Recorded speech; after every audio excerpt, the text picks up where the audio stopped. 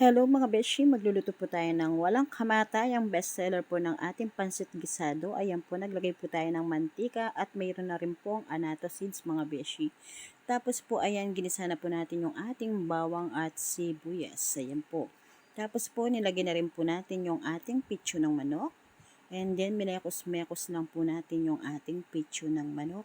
Tapos po i-ready na rin po natin yan yung ating atay ng manok mga beshi. Ayan po, mekos-mekos lang po siya. And then, ayan po, linagyan po natin siya ng paminta. Powdered paminta po, or pwede rin po yung kahit konting durog lang. Tapos, naglagay na rin po tayo ng asin na pampalasa para sa ating pansahog.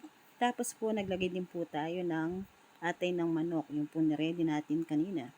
Tapos, simekos-mekos din po natin masama sa gisa para po hindi siya malansa mga besh ko.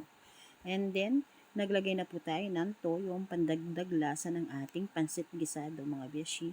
Tapos po, linagay na po natin yung pinagkuluan po ng pitchong manok. And then, nung kumukulo na po siya, linagay na po natin yung ating carrots. Tapos, ayan lang po natin siyang kumulo. And then, linagay na rin po natin yung ating bihon na binabad sa tubig and then sinala mga beshi. Ayan. Kaya binababad ko po yan sa tubig para po masiguradong malinis siya, wala pong dumi. Minsan po kasi may nabibili tayong nakapack na may dumi mga beshi. Tapos mga beshi, ayan, minekos-mekos po natin siya. Hinalo-halo po natin yung ating bihon para po i-absorb niya yung pampalasa sa ating pansit. Tapos po, ayan, lalagay na po natin siya ng repolyo. And then, ayan na po mga beshi, naka-plating na po yung ating simpleng pansit. Conforme po yan sa mga order ng customer. Minsan po hindi siya masyadong masahog, mayroon po simple lang.